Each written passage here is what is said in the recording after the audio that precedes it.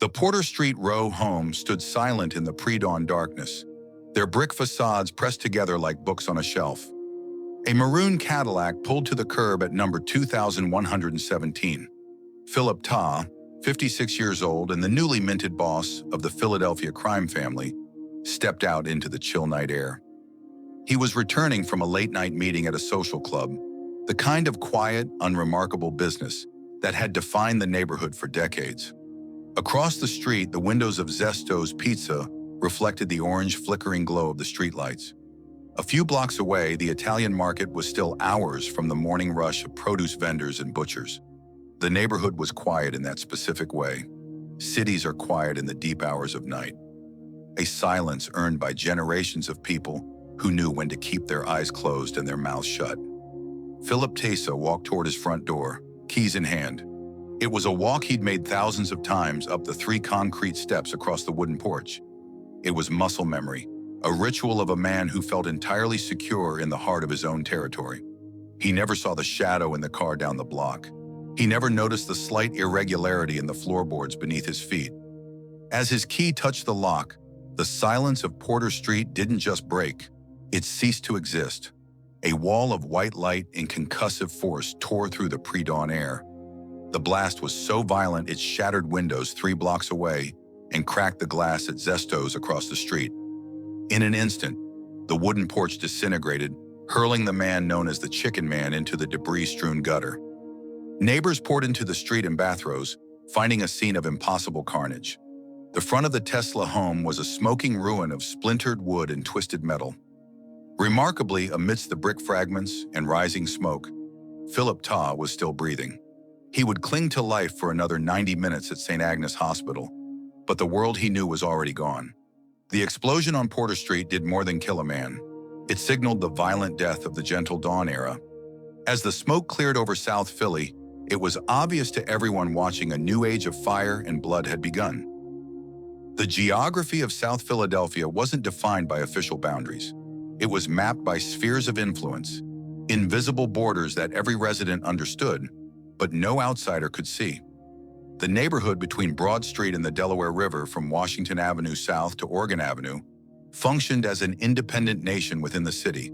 The 10th and Oregon crews controlled the sporting clubs and loan operations near the Italian market. The Market Street operations handled the unions and the construction rackets. The Christian Street butcher shops served as communication hubs where messages could be passed without phones. South Philadelphia was a fortress built not from walls, but from blood ties where everyone was either a cousin, a godfather, a compere, or a witness. The Italian market stretching along 9th Street from Wharton to Fitzwater was the commercial heart of this world, a chaotic maze of produce stands, cheese shops, butcher counters, and bakeries operating under the same family names since the 1920s. You bought your meat from certain butchers because they were connected to certain families. You ate at certain restaurants because the owners were under certain protection.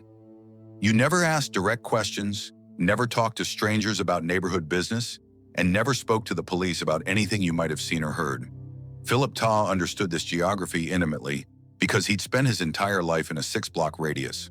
While other mob bosses moved to suburban mansions and places like Bucks County in the 1970s, buying estates with swimming pools and security gates that announced their wealth. Testa stayed in his modest row home on Porter Street. The house had 3 bedrooms, a narrow staircase with worn carpeting, a small kitchen that looked out on a tiny concrete yard. The living room furniture was 30 years old. The bathroom had the original fixtures from the 1930s. It looked exactly like every other house on the block because that was the point. Visibility was a liability. Power was something you exercised quietly from a place where your neighbors had known your family for 3 generations and wouldn't talk to police even if they wanted to. Moving to a mansion would have meant abandoning the network of relationships that made him powerful in the first place. Oh, he stayed, walking the same streets he'd walked as a child, eating at the same restaurants, attending the same church. Testa's legitimate business was United Poultry, a chicken wholesale operation on Christian Street that supplied restaurants and markets across the city. The shop occupied a narrow storefront with a refrigerated back room, holding industrial coolers, and a butchering area with stainless steel tables and hanging hooks. The front counter displayed whole chickens, chicken parts, and fresh eggs. The shop was a sensory assault. The smell of blood and wet feathers, the sound of ice crunching under boots, the sight of skinned carcasses hanging from hooks, their yellow skin glistening under fluorescent lights. Ta worked there personally, arriving before dawn to supervise deliveries, standing behind the counter in a white apron that would be stained red by the end of each shift. He wore rubber boots and kept his sleeves rolled up. He handled the merchandise himself, cutting chicken parts for restaurants, filleting breasts, separating legs and thighs with practiced efficiency. He earned his nickname Chicken Man, not as a joke, but as a designation of his trade. A tradesman who understood that the most effective cover for criminal operations was legitimate commerce that required the same early mornings and hard work that made men respect you. In a world where men were called Tony Bananas, or Jimmy the Gent, or Joe the Barber, Philip Testa was the Chicken Man. The poultry business wasn't just a front, it was a functioning enterprise that generated real revenue, employed real workers, and provided a reason for Testa to meet with dozens of people every day without attracting attention. A captain could walk into United Poultry to order chicken for a wedding and walk out with instructions for a collection route. A union representative could negotiate a wholesale contract and receive his monthly envelope in a bag marked chicken parts. Restaurant owners who owed gambling debts could arrange payment schedules while discussing the price of fresh eggs. The FBI's Philadelphia field office operated out of unremarkable offices on Market Street, and by the late 1970s, federal agents had developed a clear picture of the family's hierarchy. Philip Testa wasn't some middle management shadow. He was the official underboss, the number 2 position. Special Agent Jim Mao and his team understood that Testa was far more than Bruno's reliable enforcer. He was the structural foundation of the entire operation, the man who ensured that orders were followed and debts were paid. Yet federal agents were thoroughly frustrated by what they called the analog nature of the Bruno Testa regime. In an era when New York's 5 families were beginning to use car phones and pagers, when younger mobsters were leaving trails through financial transactions and telephone records, the Philadelphia family operated like it was still 1950. This wasn't nostalgia, it was strategic. The older generation had watched how the FBI used wiretaps and financial analysis to build cases against mobsters in New York and Chicago. So the Philadelphia family maintained operational security that proved remarkably effective at preventing prosecutions. Philip Testa didn't use landlines for business. He didn't use payoneeses. He didn't write anything down that couldn't be burned immediately. His preferred method of communication was the walk and talk, meeting someone on a street corner or an FDR park, speaking in low tones while moving, never staying in one location long enough for a directional microphone to focus. The FBI tried everything to penetrate this wall of silence. They installed wiretaps in social clubs but picked up nothing useful. Conversations about sports, complaints about the weather, discussions about somebody's kid graduating high school. FBI surveillance logs from 1978 and 1979 describe a man of rigid routine who nevertheless left almost no usable evidence. TA would arrive at United Poultry at 5 a.m., 6 days a week. He'd work until noon, then spend the afternoon moving between locations. Around 2 p.m., he'd appear at the saloon on Comic Street, walking from there to the Triangle Social Club on Oregon Avenue by 3:30 p.m. These weren't idle social visits. They were his mobile office, a walk-and-talk circuit where business was conducted and fragments across multiple locations. A typical wiretapped conversation would go, "You talk to him?" "Yeah, and he knows." "Good." Then silence. No names, no specifics, no direct discussion of criminal activity. Agent Jim Meir later described the surveillance operation as like trying to catch ghosts. The Philadelphia family members were visible, operating openly, yet somehow untouchable. They didn't hide, they just didn't leave evidence. The Philadelphia family under Angelo Bruno operated according to a doctrine that seemed almost quaint by the standards of the 1970s. No drug trafficking, no unnecessary violence, no cowboy behavior that attracted federal attention. Bruno had risen to power in 1959 after the previous boss, Joseph Ida, fled to Italy. Over 2 decades, he transformed the family from a profitable but relatively small organization, perhaps 150 made members, into one of the most stable criminal enterprises in America. His primary revenue streams were traditional loan sharking operations that provided capital at usurious interest rates, bookmaking networks throughout Philadelphia and South Jersey, labor racketeering, controlling construction, trucking and restaurant unions, protection rackets, ensuring businesses paid monthly tribute. Bruno's genius was understanding that consistent moderate profits were preferable to spectacular scores that attracted attention. When Atlantic City legalized gambling in 1976, Bruno positioned the family to profit from the construction boom without the crude tactics that had characterized mob involvement in Las Vegas. He developed relationships with casino developers, ensuring Philadelphia associates got union jobs and construction contracts. Bruno's rules were simple and strictly enforced. You didn't kill without permission from the top. You didn't deal heroin. Cocaine and marijuana were tolerated in small quantities, but heroin attracted too much federal attention. You didn't do anything that might bring the FBI down on the organization. If you had a dispute, you brought it to a sit-down. Violations brought severe consequences. In 1971, John "Johnny" Keys Simone was suspected of dealing heroin and was found shot to death. In 1976, bookmaker Frankie Flowers DeLonso, believed to be cooperating with investigators, disappeared.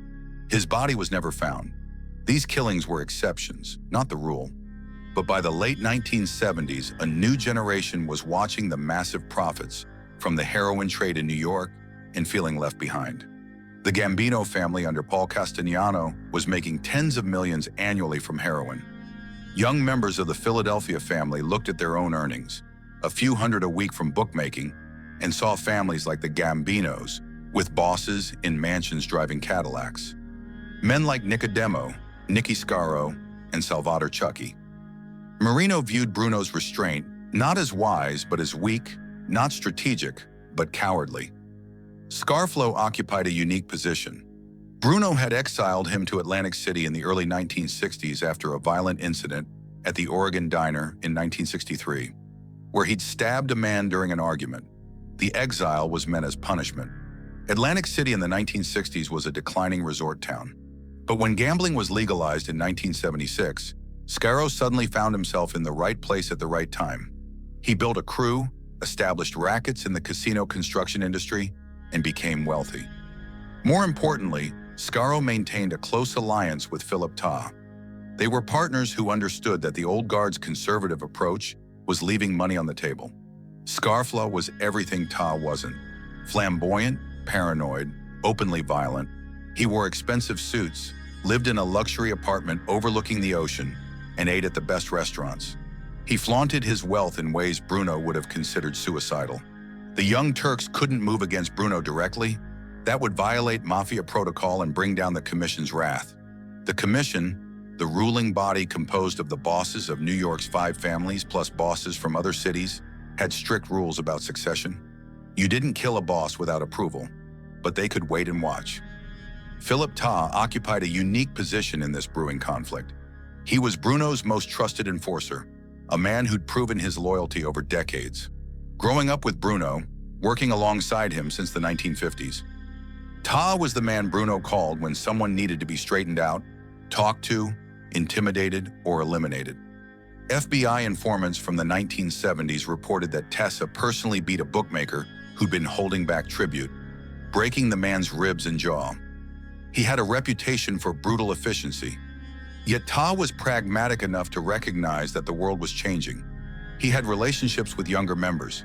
His son, Salvatore, was friends with the sons of other mobsters, creating generational ties. Testa tried to function as a bridge between generations, enforcing Bruno's rules while quietly allowing small violations that might relieve pressure. A young associate wanted to move some cocaine. Testa might look the other way if it was small-scale and discreet. It was a precarious balance. Respected by the old guard for his discipline, feared by the young for his willingness to use violence. But by 1980, the patient was already dying. March 21st, 1980, Snyder Avenue, South Philadelphia, 10:42 p.m. Angelo Bruno sat in the passenger seat of a maroon Chevrolet sedan parked outside his row home at 934 Snyder Avenue. He just returned from dinner at Cuss's Little Italy. His driver, John Stanfa, sat behind the wheel. Then a figure emerged from the shadows, stepped up to the rear window, raised a shotgun, and fired once. The blast caught Bruno in the back of the head, killing him instantly. The shooter disappeared into the night. John Stanfa, somehow untouched, would later claim he saw nothing useful. The assassination wasn't just a murder, it was the demolition of a social contract. No permission had been sought from the commission, no sit-down had been held. This was pure treachery. And within hours, every member understood that the old rules no longer applied. If the boss could be killed without permission, then no one was safe. The FBI joined the investigation within 24 hours. Special Agent Jim Mayer knew immediately this killing had come from inside the family. Within days, they'd identified Antonio Tony Bananas Caponero as the likely architect. Caponero was a couple based in Newark who controlled substantial gambling and loan sharking operations. He was ambitious, volatile, and increasingly frustrated with Bruno's conservative approach. He'd apparently believed he could kill Bruno and take over the family with the blessing of the Genovese family in New York. He was catastrophically wrong. The commission's response was immediate and brutal. Killing a boss without permission is the ultimate violation, punishable by death for anyone involved. On April 18, 1980, less than a month after Bruno's murder, Caponero's body was found in the trunk of a car in the Bronx. He'd been tortured extensively, broken bones, lacerations, burns, shot multiple times. His mouth and anus had been stuffed with dollar bills, a traditional mafia message indicating greed. His brother-in-law, Alfred Cerno, was found in similar condition the same day, but the message came too late to restore order in Philadelphia. The 30 days between Bruno's assassination and Caponero's execution were a period of intense paranoia. Members didn't know who'd ordered the hit, who'd participated, who might be next. Philip Testa, during this chaotic month, maintained his routine, arriving at United Poultry every morning, making his rounds every afternoon. FBI agents noted he seemed calm, almost unnaturally so, while everyone around him was panicking. In late April 1980, TA was summoned to New York for a meeting with Anthony Fat Tony Cerno, the front boss of the Genovese family. The meeting took place in a social club in East Harlem. Cerno made clear that Philadelphia was no longer independent. The commission had lost faith in the family's ability to govern itself. Going forward, Philadelphia would function as a vassal state of the Genovese family. Major decisions would require approval from New York. A percentage of earnings would flow to the Genevas as tribute. It was humiliating, reducing Philadelphia from an equal partner to essentially a satellite operation. But Testa had no choice. He accepted. Testa's first major act as boss was to preside over a making ceremony, a formal induction of new members. Bruno had been reluctant to expand membership, preferring to keep the organization small, but Testa needed to build loyalty with the younger generation. The ceremony took place in a private home in South Philadelphia, probably in late 1980. Testa brought in several new members, including his own son, Salvatore Salva. The ritual was traditional. Each initiate would prick his finger with a pin, letting blood drop onto a saint card. The card would be set on fire and held in the inductee's cupped hands while he recited the oath of Omea. May my soul burn like this saint if I betray the oath. The oath demanded loyalty above all else and prohibited cooperation with law enforcement under any circumstances. Testa preached the old values, discipline, respect for authority, absolute silence about internal affairs. He told the inductees that being made required sacrifice, that they were now members of a family that demanded everything. The tragic irony was that Testa was inducting the very men who would betray those values. Some would later cooperate with prosecutors. Others would participate in his assassination. Salvatore Testa would become one of Scarfo's most prolific killers before being murdered himself in 1984. The ceremony that was supposed to strengthen the family marked the beginning of its disintegration. Testa had 359 days left to live. Testa's choice of underboss revealed both his strategic thinking and his fatal miscalculation. He needed someone who would project strength to both the members and the commission. He chose Salvatore "Chucky" Marino, a volatile South Philadelphia captain in his late 40s with a reputation for violence. Marino commanded a loyal crew and had been a successful captain under Bruno. The choice made sense. Marino projected the strength the family needed after Bruno's assassination. But Marino was also undisciplined, aggressive, and loyal only to himself. Bruno had recognized that Marino's volatility made him unsuitable for leadership. Worse, the elevation was viewed as an insult by older members, the mustache pets, who'd spent decades following the rules, waiting their turn, paying tribute, maintaining discipline. They watched a younger, more reckless gangster leapfrog over them. The resentment simmered immediately. Beneath the surface, the family was disintegrating. The traditional rackets were generating less money than in the 1970s. Atlantic City's casino industry was saturated with competition and heavily surveilled. The construction boom was over. The union jobs that had provided income were drying up as the recession hit. And younger members, seeing their earning potential stagnate, became increasingly willing to violate Bruno's prohibition on drugs. Cocaine dealing became widespread among associates who needed money and didn't care about old rules. Testa knew what was happening. He'd publicly maintained the prohibition while privately tolerating small-scale dealing. But this inconsistency undermined his authority. Members didn't know what the actual rules were anymore. The family's sense of collective discipline began to erode. The plot to kill Philip Testa emerged from multiple factions, but the primary conspirators were Peter Casella, a capo who'd been close to Tony Banana's Capo Negro, and Rocco Marinucci, a younger associate who would serve as the triggerman. This was a direct coup attempt by Casella's faction to unseat the Tesla-Scarfo alliance. Peter Casella's motivations were rooted in personal grievance and strategic calculation. He'd been friends with Caponero, had worked with him in North Jersey, and had possibly known about the plot to kill Bruno without participating directly. When Caponero was murdered by the commission, Casella lost a powerful ally and found himself under suspicion. Testa had questioned him about his relationship with Capone. Casella blamed Testa for not protecting family members from the commission's vengeance. Rocco Marinucci was Casella's instrument, younger, ambitious, willing to do what needed to be done. There were others involved, men who either actively participated or simply knew and said nothing. The Code of Omera that Testa had preached was meaningless when the family itself was fractured. The decision to use a bomb was deliberate and symbolic. A shooting would have been simpler. Testa walked the same routes every day, lived in a house with no security, but a shooting left a body, allowed for traditional mourning rituals. A bomb was different. A bomb was a rare. It destroyed everything. The body, the house, the sense of safety. It was a message that the old ways were over, that the careful stability of the Bruno years had been replaced by something chaotic. The bomb wasn't just meant to kill Testa, it was meant to humiliate him. The device itself was sophisticated, a remote-controlled mine, likely military surplus modified for remote detonation. Someone in the conspiracy had access to military-grade explosives and the technical knowledge to construct it. The bomb was placed under the front porch late at night while the neighborhood slept, positioned to direct the blast upward and outward. The nails packed around the charge ensured maximum lethality. The triggerman, Marinucci, was watching from a nearby car.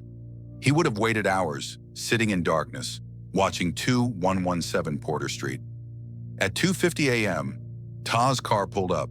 Testa got out, walked toward his front door, and as his key touched the lock, Marinucci sent the signal.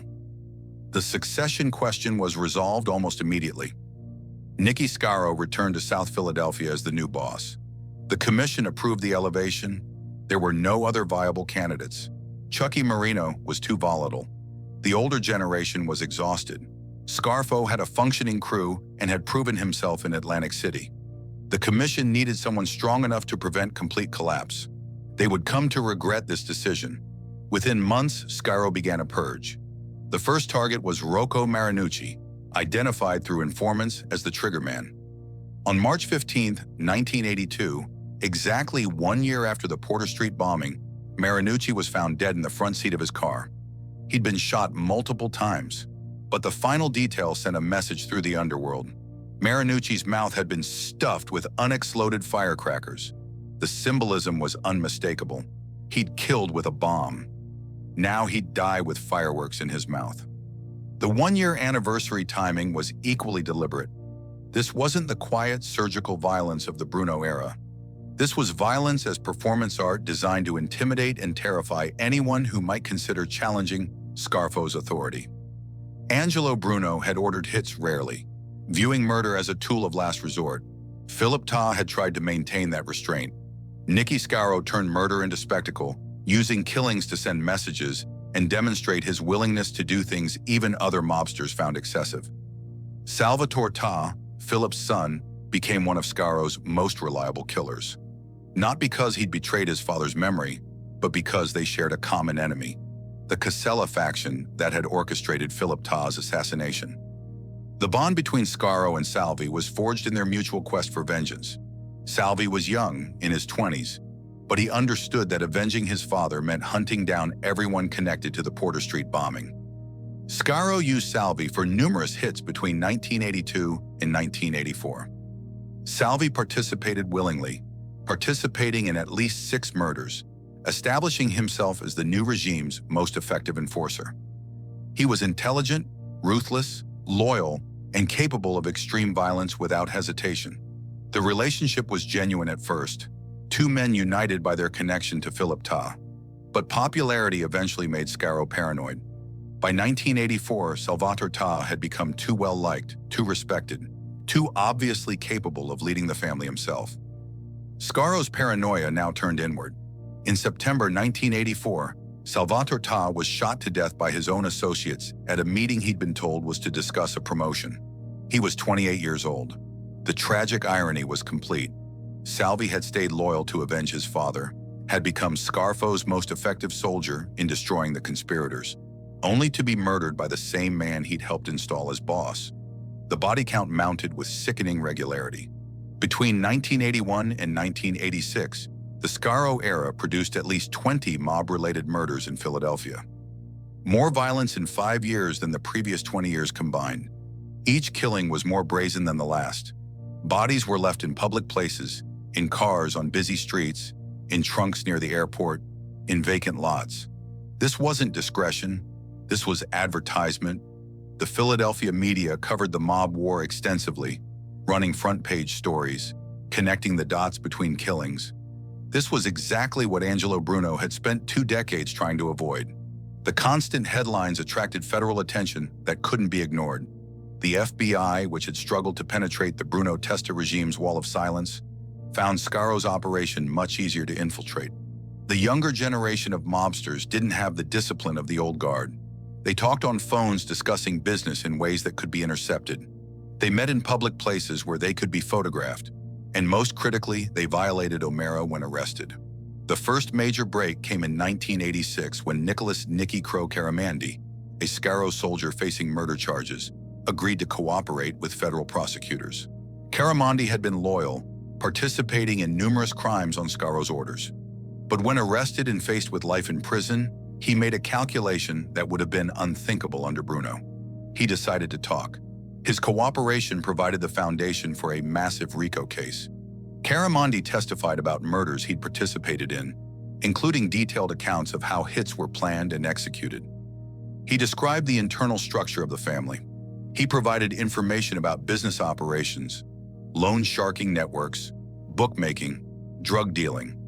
Most importantly, he broke the psychological barrier that had kept other members silent. If Nicky Crow could cooperate and survive and witness protection, then maybe others could too. Other cooperators followed. Thomas "Tommy" Del Giuro, a capo who'd been one of Scarfo's most trusted associates, flipped in 1987 after realizing Scarfo was planning to kill him. His testimony was devastating. He'd been present at Hyla meetings and could connect the boss to specific murders. Lawrence "Yogi" Marino cooperated in 1988. George Friscone wore a wire for the FBI. The culture of silence that had protected the family for decades was gone. By 1987, Scarfo and most of his top associates were under federal indictment. The RICO case charged him with racketeering, murder, extortion, loan sharking, and conspiracy. The evidence was overwhelming. Testimony from multiple cooperators, wiretap recordings, forensic evidence. The trial began in 1988 and lasted several months. Defense attorneys tried to discredit the cooperating witnesses, but the sheer volume of evidence made conviction inevitable. On November 19, 1988, Nicky Scarfo was found guilty on 9 of 12 counts, including participation in 10 murders. He was sentenced to 55 years in federal prison. His underboss, Philip Leonetti, Scarfo's own nephew, would later cooperate with authorities. Other top associates received sentences ranging from 20 to 45 years. The Philadelphia family, which had been one of the most stable criminal organizations in America under Angelo Bruno, had been effectively decapitated in less than a decade. The Philadelphia family, which had been one of the most stable criminal organizations in America under Angelo Bruno, had been effectively decapitated in less than a decade. The transformation was complete. From the Gentle Dawn's careful restraint to the Chicken Man's doomed attempt at maintaining tradition to Scarfo's reign of terror that destroyed the organization from within. On a quiet morning in March 2011, exactly 30 years after the bombing, Porter Street in South Philadelphia looked much as it had in 1981. The row homes still stood, silent sentinels in an unbroken line, their weathered facades intact. Zesto's Pizza was still there, though under different ownership. The Italian market still operated with the same chaotic energy, though many of the old family names had been replaced by Vietnamese and Mexican vendors. The neighborhood had evolved, absorbed new populations, but maintained its essential character. Tight-knit, suspicious of outsiders, protective of its own. 2117 Porter Street had been rebuilt years earlier, the damaged structure repaired to match the adjacent homes. A new family lived there now, people with no connection to Philip Testa. The porch, reconstructed with new wood, showed no evidence of the violence. The concrete sidewalk had been repoured multiple times. The physical evidence had been erased by time and routine maintenance. The way neighborhoods heal from trauma by simply continuing to exist day after day until the extraordinary becomes historical and the historical becomes forgotten. But memory persisted in other ways. Older residents who'd lived on Porter Street in 1981 still remembered being woken by the explosion, still described the sound as something between thunder and the end of the world. They remembered standing on their porches at 4:30 in the morning, trying to understand what they were seeing. The front of a house simply gone, smoke rising, the smell of explosives mixed with pulverized brick and scorched wood. Some had known Philip Testa personally, had bought chicken from United Poultry, had seen him walking the neighborhood. The cognitive dissonance was profound. How do you reconcile the man who filleted chicken parts with the organized crime boss who enforced discipline through violence? The children and grandchildren who grew up hearing these stories developed different relationships to the history. For some, the mob era became a point of ethnic pride, a way of claiming significance in a neighborhood that had been economically declining for decades. The stories of Bruno and Testa were told not as cautionary tales, but as narratives of power, of a time when South Philadelphia mattered beyond its narrow borders. This nostalgia was selective, focusing on the Gentle Dawn years when violence was rare, ignoring the bodies that accumulated during the Scarfo era and the families destroyed by loan sharking, gambling addiction, and drug trafficking. For others, particularly those who'd lost family members to mob violence, the mob era represented trauma that the neighborhood had never adequately processed. The code of silence that had protected the organization from prosecution also prevented honest reckoning with what the Mafia's presence had cost the community. Families who'd lost sons, brothers, fathers to mob killings rarely got justice.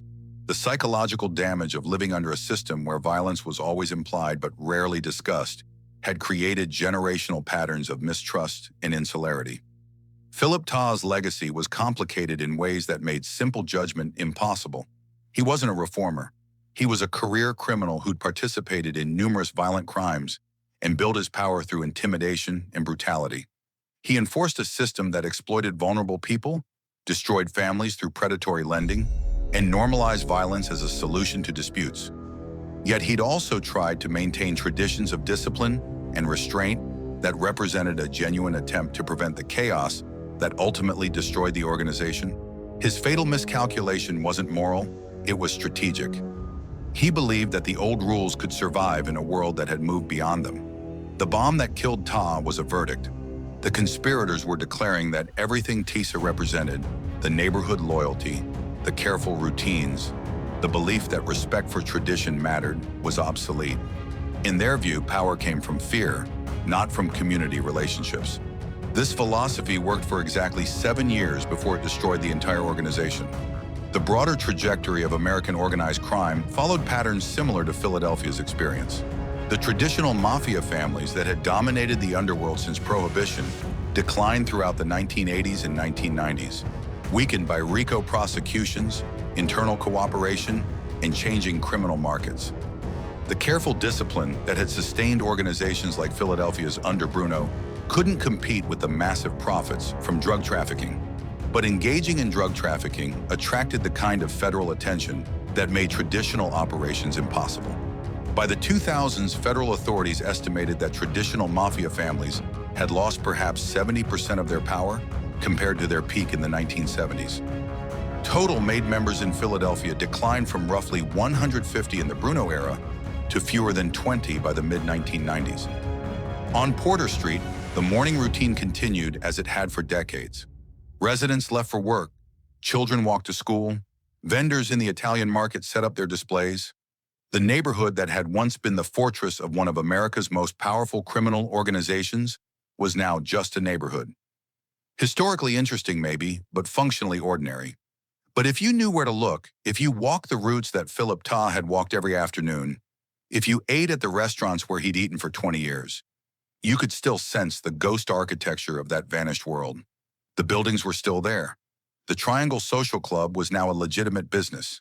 The saloon had been sold and renovated. Cuss's Little Italy was under new management. But the structures remained, preserved not through any historical effort, but simply because South Philadelphia's basic architecture hadn't changed significantly in a century. It was a neighborhood built for walking, for face-to-face communication, for the kind of local relationships the old mafia had depended on. In a world of cell phones and digital surveillance, these structures persisted like fossils, evidence of an organizational ecology that could no longer survive. The ultimate irony of Philip Testa's death was that he wasn't killed because he was weak. He was killed because he was the last man trying to enforce a rulebook that everyone else had already burned. The traditions he preached, loyalty, respect for hierarchy, the absolute prohibition against cooperation, weren't just ideals. They were the operational security protocols that had allowed the Philadelphia family to function successfully for decades. When Testa died and Scarfo took over, eliminating those protocols in favor of paranoid violence, the organization immediately became vulnerable. The cooperators who brought down the Scarfo regime were rational actors making calculated decisions about survival. Exactly the kind of behavior that Scarfo's reign of terror had normalized. You couldn't build loyalty through fear. Testa had understood this, but he'd lacked the power or vision to prevent what was coming. Standing on Porter Street on a quiet morning in 2011, you could almost see him. A stocky man in his 50s, moving through a neighborhood where everyone knew him and no one would talk to authorities. The chicken man walking his rounds, enforcing rules that were already obsolete, holding together an organization already beginning to fracture. He had 359 days left to live, though he didn't know it. The bomb was already being planned. But on that morning, walking streets he'd walked since childhood, Philip Testa was simply doing what he'd always done, maintaining routines, showing his face, reminding everyone that power in South Philadelphia wasn't about mansions or Cadillacs. It was about being present, being consistent, being the man people came to when they had problems. The porch at 2117 Porter Street was empty now, its new wood weathered by seasons, but structurally sound, built to last another generation. The street was quiet in that specific way. Residential neighborhoods are quiet on weekday mornings. The orange glow of streetlights reflected off the windows across the street.